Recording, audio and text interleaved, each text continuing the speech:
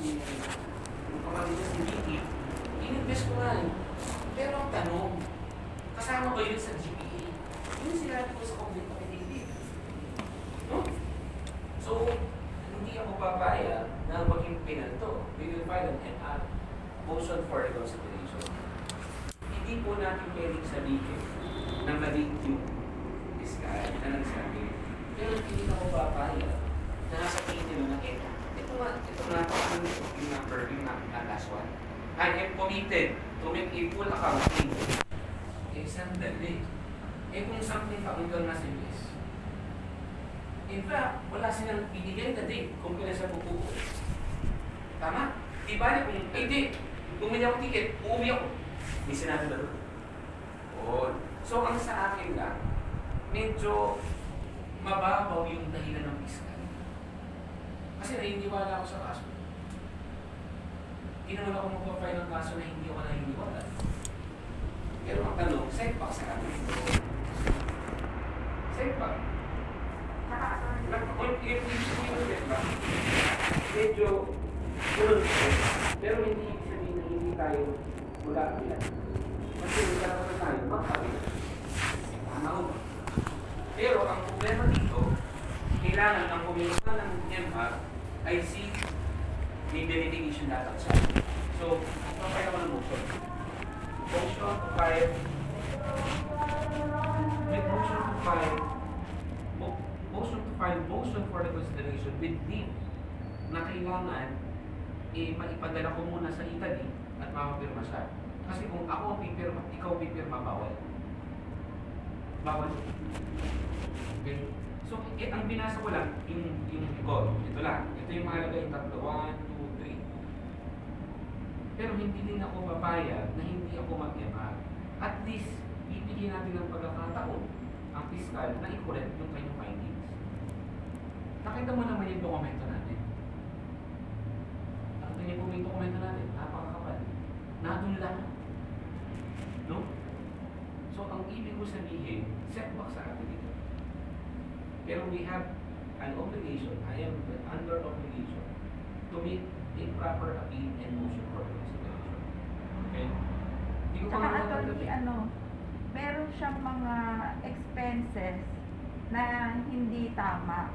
Yung parang pinapalabas niya na ito yung kinapuntahan ng pera, parang gano'n. Pero hindi. Hindi, tama yun. Tama po yun.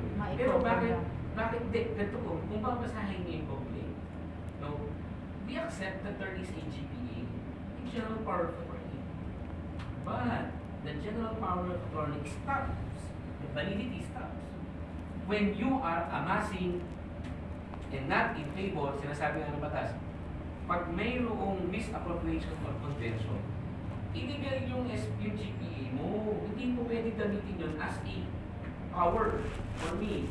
For example, binigay mo ako ng GPA to withdraw. Tama? Pero nakalagay naman sa GPA. You have the power to withdraw, but you have no power to misappropriate. Saan ba napunta yung pera? Opo. Actually, ang kinakatakot ko, kaya na-dismiss eh. Dahil matagal na. Lumipas na yung panahon. Yan ang disibinagin dito. Yun ang kinakatakot. Yun pa yung na aking pino-foresee na baka ma-dismiss based on that. Tama ng prescription. Nag-prescribe na yung action natin. Pero tama yung sinabi ko doon. Ngayon lang natin nalaman. Diba? Pagdating ko ng Pilipinas, nalaman ko wala na pala akong pera. Opo, yun nga po. Diba? Kasi bilang ako, si Ma'am Manita, dapat din may responsibility din ako. O kapatid kita, pero nasaan ang pera? Pwede nyo pa maghintay ka ng dismissal. I am not anticipating this grounds. Saka attorney, nung time na before siya, yung Vicky, before siya umalis, magkakaano po kami. Kakasama kayo? Magkakasama po kami. Wala man lang siyang sinabi na eto yung passbook, eto yung deposits, mga ganyan. Wala po siya sinabi, wala nang kaperahan si Vicky, parang ganun. It was done. Wala siyang tinurn over. It was done with the permission of the complainant as evidenced by the law in the policy itself. Tama? Ang sa akin ng ganito, pinirmahan daw ni Ma'am Anita yung policy. So, ibig sabihin, may implied admission. Nakita niyo? Sa counter The policy itself is an evidence. Wala yun natin. Wala natin pag-usapan yung policy. Pumirma ako bilang isang kapatid na alam ko na kinuha mo para sa akin yan. Isang pagkakamali mo kanina. Opo. Diba? Hindi niya binasa. Opo. Hanggang kailan ba yung majority ng policy? Pero, Wala may din iba pang- sinabing. Sandali, may iba pang aspeto kasi, hindi lang naman yung insurance. Bakit nawala yung pera? Opo. Bakit hindi sinabi dito ng fiscal na, saan ba napunta yung pera? May ebidensya ba sila? Sandali may ebidensya ba sila? Na ang pera ay napunta kay Ma'am Anita? Wala naman eh. Opo. Kaya nga nag-demand letter ako. Kaya pinakita natin yung passport. Bakit hindi nila sinabi dito? Yun ang aking mga punto. Na bakit hindi na ako and we have the responsibility. I am under obligation to make an MR. Pero kailangan, kapag ako ng MR, ng motion, na ang clinic po namin ay nasa ibang bansa. So, bigyan nyo kami ng time. Kasi ang MR 10 weeks. So, pag bibigyan tayo, sana, pag bigyan tayo, bibigyan nila. Nasa ibang bansa, pupunta pa ng consulate. May nakalagay po akong, andyan, nabasa akong date. December 2022. April pa lang tayo ngayon. Sabi ko sa'yo. Doon sa ano, dyan. March. Gitna po, sa gitna. Meron pong nakalagay na December 2022. December 7. May karapatan naman kung talagang mag-file ng motion for the mo. Hindi, Kasi ganito ang pa ibig ko sabihin, December 2022, April pa lang po tayo, wala pa tayo. Sa December. Di ba, ito po yung nangyari. Noong December 17, nag-file ng motion to reopen. Ibig sabihin po 2021. 2021, mali. Okay lang yun. Okay lang. Typo yun. Pero, typo. Okay. Typo yun. Hindi natin pwede sabihin sa hindi tayo perfecto, di ba? At least alam natin, December 2020. Okay? Ito po yun. Yung nangyari po dito, hindi sila nakapapile ng time.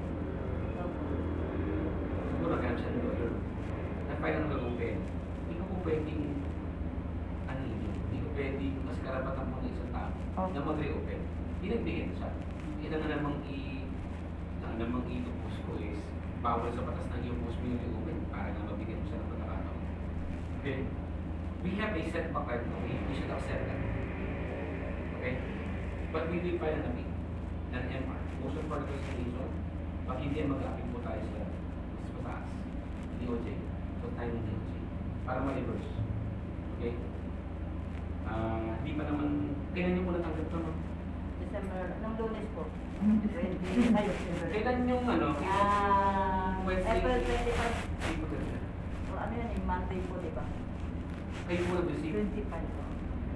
Kayo po nag-receive, ma'am? Yung ano po, yung apo ko. Ilan taon na po lang po yun?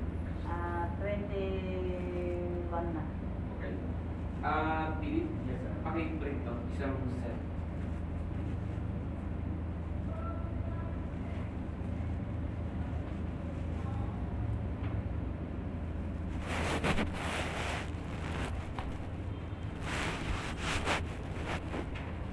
Ano po yung question? Yun nga po, yung mga expenses na sinasabi niya. Hindi po lahat yung totoo. You have a GPA. You have the right to what? You have the responsibility to account. Nag-account pa siya. Nakalagay ito sa complete affidavit, hindi siya nag-account eh. That's the reason why you file a case. No? O, paano kasi nasabi ng, ewan ko po, I don't want to, don't quote me on this. Please. O, huwag niyo pong i-quote. Yung po gawain niyo. There's something wrong with the decision. There's something wrong. To be exact, attorney, ano po yung There's something wrong. something fishy? Ano po?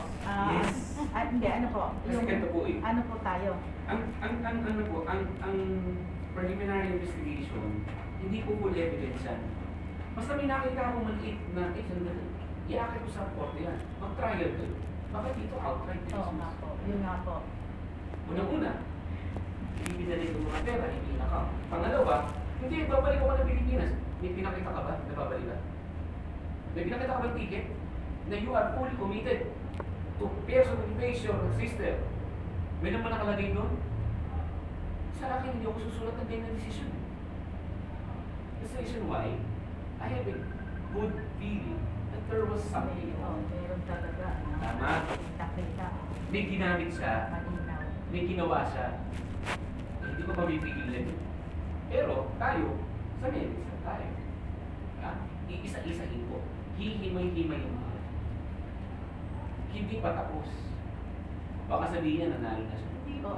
Sana po mabilis natin mahabol. Yes, ang kailangan na po natin, ma-inform natin ang fiscal. Within, Opo. maybe by Friday, I can file a leave. Magpapaalam ako. Friday. Friday, ka-file ako ng leave, motion for leave to give us more time to file the count to the MR because Anita is in another country. Kasi hindi tayo pwede mag-file ng MR. Ako, minsan hindi. Dahil MR is a very personal matter. Mag-dismiss. Tapos, pagkatapos mo natin mag-MR, punta tayo ng DOJ sa taas. Ang tawag po doon, petition for review on certiorari. Nilagay ko lang po, paano, para at least alam ko kung saan papatak yung agent ko ng provisional. Pilit pakihanda yung order ni Ma'am Anita. Pakilagay doon tapos lagyan mo ng note, I will file magpapile ako ng MR leave at sa Friday. Tapos ilagay mo sa table ko mamaya. Ito pa. Ano po? Paano po ito? Ay, sino ba tayo? Ano po sa akin? Ano po pong question? Setback. And we must appreciate the fact that in every setback there is an opportunity for us. Ano ba? Think positive lang po tayo. And I will do my best. Meron siyang inilagay, attorney, na exhibit na yung pagpapile ng kaso ng sister ko is parang consistent. Bakit? Ano, kasi idinimanda na rin ako ng sister ko dati. Parang mayroong propensity. Opo. I-filing cases. Opo. Eh, kasi yung sister ko na yon, Ano kayo mo po? Sige po. nagpapatangkad yan. Hirap po sa inyo. Hindi na po lakasan po natin yung aircon. Alam ko pong mainit na yun. Anyway, sige po. Parang maliciously filing cases, di malis. Hindi kasi po, attorney, marami kami magkakapatid. Yung sister ko na yun, actually hindi siya nakagraduate ng college, high school lang siya. So, may tendency po siya na maniwala dun sa mga tao na akala niya loyal sa kanya at truthful sa kanya. Wala, hindi. Opo, ganun. Kaya, pero hindi naman po nag-push through yung case. It has nothing to do with the merits of the case. Kaya lang inano po niya.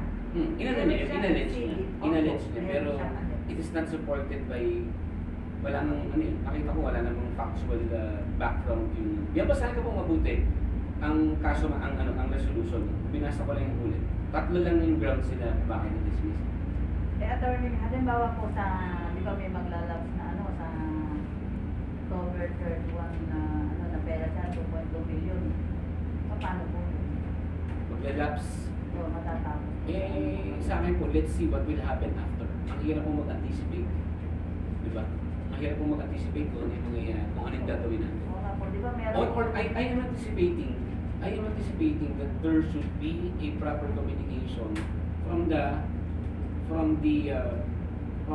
ano ba yung insurance ba yan? Di po, pera talaga Pera talaga. parang time deposit po yun eh. Matatapos Time deposit. sa ano po. Sige po, pag-aralan ko po muna bago ko magbigay ng Oo opinion. nga po. Di ba po meron tayong dumating sa atin na yung sabi niyo mananalo tayo dahil may 4.1 million ng lumitaw. Yun nga yung sinasabi ko. Bakit ganun eh, di ba? Kaya I had a bad feeling. Kumbaga nga po. Hindi pala bad, good feeling. Opo. Ang There was something wrong along the way. Kumbaga parang ayaw na niya ibigay yung pera. Yun eh. Kaya, Alam niyo po, kung talagang sinasabi ng piskal na sumulat, hahanapan dapat nung mas mataas sa piskal. Bakit mo hindi sinulat na mayroong commitment to account. Hindi ba pwedeng mayroong anak siya rito? Tama? Opo. Nasa kanya ba? Nasa Amerika ba? Wala naman sa Amerika nating dokumento. Opo. Opo. Hindi ba? Meaning, ang batas po hindi siya magulo. Ang batas ay practical. Di ba? Kaya nga nakakapagtaka bakit yan? Kaya po lumalabas yung ibang annexes niya, yung proof niya, is parang nahalungkat na rin yung anak. Kasi kung walang document, wala siyang proof, di po ba? Wala siyang accounting. Hindi ba? Nasa Pero may lumalabas. your documents is at your disposal here. Di ba? At meron kang caretaker ng dokumento Tama po. niyo. Pero hindi nga sila nagbigay ng further evidence na gusto ko umuwi. Ay, ito ang ticket ko, fiscal. Sinabi ba niya yun? Di ba? Hindi. Parang maghintay kayo, parang gano'n. Eh, kung 10 years ka nga hindi makabalik because of the pandemic, because of whatever happened to you. Nakalagay ito sa the last paragraph. Ha? The last paragraph is so dubious. Opo. Ngayon lang ako nakaranas ng ganyang sulat. Opo, kasi Sorry sa, with due respect to fiscal, binagana ko sila, mga kaibigan ko sila. Pero di ko na rin fiscal na yun. Ang kilala ko yun, approve. There's something dubious about it. But, because we were given opportunity under the law of ang tawag ng avenues to question, to set the record straight. That's the reason why I'll be filing an MR, a motion for reconsideration. We have 10 days from 25, 26, 27, 28, 29, 30. Ang age ba 30 lang? 30. 1, 2, 3, 4, 5. Meron tayo on for May 5. So, medyo yung ibang schedule ko, cancel na muna para mabigyan ko ng... Pero magpapaalam ako. Ngayon, pag nagpaalam ako, kailangan makita na ng fiscal na meron ako nakahandang MR. Palaan nila doon, pupuntahin na lang doon. Okay?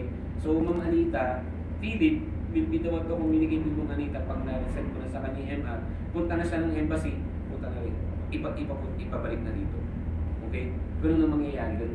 Philip, remind me i-remind mo ko ng Friday na kailangan mo i-communicate siya. Alam na ba niya? Opo. At dapat alam niya. Opo. Sinend ko po sa kanya. Yes, dapat alam niya na kung ano yung harapin natin. Opo. It is a setback for us. Once again, I will tell you. But this is an opportunity for us to help the fiscal understand yung mga mga hindi niya nakita. Bakit kaya hindi niya nakita? Attorney, yung sister ko na yun, may edad na. Yes, ma'am. So, parang yung kanyang, halimbawa yung ari-arian, yung kanyang kaperahan, pinagkatiwala niya dito, KDK.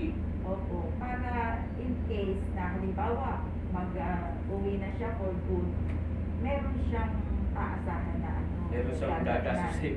Opo, pero wala po sa kanyang hinagap na wala na pala na-withdraw agad. Pero alam po yan ng magkakapatid na ano, yung talagang Pinagkatiwalaan siya kasi pinagkatiwala. ang problema, pinagkatiwalaan siya. Hindi niya inayos yung pagiging attorney niya, attorney in fact Opo. niya. Diba? Yung inano niya yung sarili niya. Ang ginawa niya, GPA. Opo. Hindi nga SPA, GPA. Diba? Bakit di naiintindihan? Ba't di na-appreciate ng fiscal? Tandaan niyo po ang principle. When you give an authority to another person, and that person went beyond Opo. his duty, and in fact, amassing pera from the principal, the GPA became invalid or becomes invalid. Tama? Ganun pala yun. Yun yung prinsipyo ng batas. Hindi ko naman kailangan i-discuss sa kanila. Pare-pare kami ng bugat. Opo. Tama? Eh bakit yun? Ganun Yun pala. nga, ibinigyan nga siya ng power. Tapos, inano niya, para sa sarili lang niya. Meron punto yung fiscal na pumirma ng policy sila. Parang in a way, I am implied, expressly admitting your power. Kasi pinirmahan mo. Pero hindi naman ng policy pinag-uusapan. Pinag-uusapan dito, pera. Nasaan ang pera? Ibalik mo. Tapos sasabihin mo, pumunta ka ng Pilipinas without showing your intention. That's the reason why I'm excited. I'm excited to make a proper, explanation. Fiscal, bakit po ganito? Tulungan ko kayo. Fiscal, bakit po ganito? Tulungan ko kayo. Hindi ko ba? Kasi po, attorney, parang nakakita talaga kayo may mga lapses no? Sa ng I'm fiscal. very confident nga nakakita. Oo nga po. Alam Oo from po. the very beginning, I'm consistent. Diba? I'm consistent with what I believe. Because I believe in the case. Oo nga po. At saka, Pero- attorney, nung time na inano nga nila ako, parang sagutan yan eh. Parang meron sila i-raise na topic. Tapos, dapat i-review ko, parang ganon. Pero ito parang automatic na Tigo, ito pa, recommendation for nag-iisip ako, baka kailangan,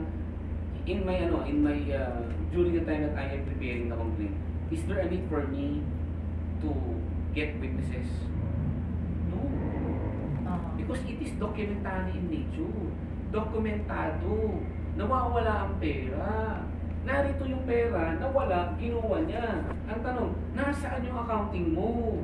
Di ba dapat ang fiscal alam niya yun? Usang din, tama, nawala yung pera. Mali ba sa policy? Nasaan yung pera? Hindi, ang sabi ng fiscal, pupunta daw dito si Vicky. That's BS. Sorry That's BS. That's BS. Tama? So, ang presumption ng batas, nasa iyo yung pera. Tama? Nasa iyo yung pera. Ilabas mo. Batas sinabi mo, hindi, uwi ako, lalabas ko yung dokumento tsaka pera. I-stamp pa nga eh. Di ba? Ang presumption ng batas, pag nawala yung pera ng katiwala, nagaling sa principal, meaning doon kay Ma'am Anita, nasa iyo yung pera. Kasi presumption, right? Eh, hindi nga niya parang na-discount. kinampihan agad niya yung ano. Oo nga. Parang dun sa Ayun na nga yun. kinampihan niya yung There's something. There's something good pala. I'm very sorry, no? Because this is a setback for us. But this setback will not in any way hamper me to file an MR, to explain and to help. Sa akin po tutulungan ko si Fiscal na ma-justify niya na tama tayo. Okay? Hindi natin pwedeng i-condemn. Hindi po tayo ganun eh. Tutulungan natin siya. Ito pala yung sinasabi nila, attorney, ito pala yung theory. Eh, baka from the very beginning, hindi mo alam yung theory. Kaya pag hindi niya binago yung decision niya, akit ako sa taas. Wala na akong makukuha justice sa'yo. Taas ako. Sa mas mataas na heavy mo. Department of Justice. Petition for review on certiorari. MR tayo, petition for review on certiorari. Okay? Yun po yung sinasabi ng batas na remedies available for us. Ang kailangan ko lang convince sila na bigyan ako ng more time kasi nasa ibang bansa na sila. Okay po. okay po. Opo. Sana po naiintindihan nyo. Alam ko, siyempre, emotional tayo eh. Kahit ako, emotional po ko sa kaso. I'm very disappointed. I'm very disappointed with the decision. Pero, we need to help the fiscal. Tutulungan po natin sila na Kinalam ko po sa na-i-correct na-i-correct ang kanilang pagkukulang o pagkakamali doon sa understanding and, consideration of the case. At sana din po, maintindihan nyo na maintindihan nyo na setback talaga sa atin. Maanong tanggapin yan. Oo nga. Tulungan nyo lang si Ma'am Anita. If I could be of help to you, I'll be personally calling Ma'am Anita on Friday. Anong oras ba sa Italy pag gantong umaga? Ano po 12 hours. 6 hours na po tayo ngayon. Mas una sila. Hindi po. Okay, ngayon, for example, Kahit ngayong po umaga, tayo. anong oras doon? 10. Ano po ngayon? 10, 1, 2, 3, 4. 10 din. Hindi. Ng gabi? Madaling araw siya. Ano po pinakamaganda? Ano yung time na pwede siyang kausapin? Yung convenient time for Philip, ganito. 10, ano po ngayon? 10? Philip, ganito. Sabihin mo, mag-inform ka kay Ma'am Anita mamaya. Tatawag ko sa by Friday. Ha? 10 ang gabi sa kanila. Hindi po. 4 ng madaling araw. Madaling araw. Siguro ang tawagan ko sa by afternoon. Tapos sabihin mo, ma'am, pinapatanong po ni attorney kung ano po yung convenient time niyo sa Friday in the afternoon. He will explain ko yung decision. Yun po, ang aking Maraming salamat ako. Maraming salamat po sa paghihintay. Pasensya na po. Thank you po. Okay. Salamat po, Attorney.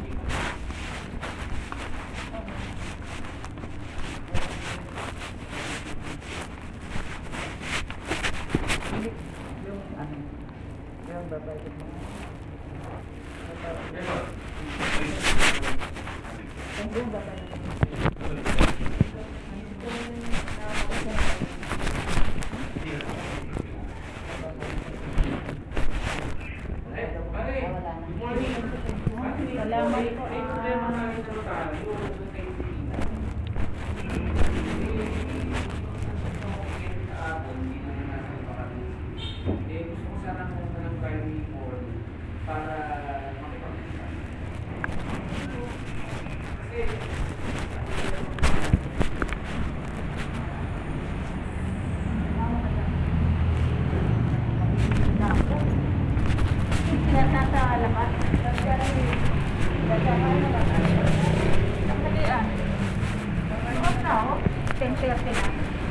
Doon na lang tayo ba?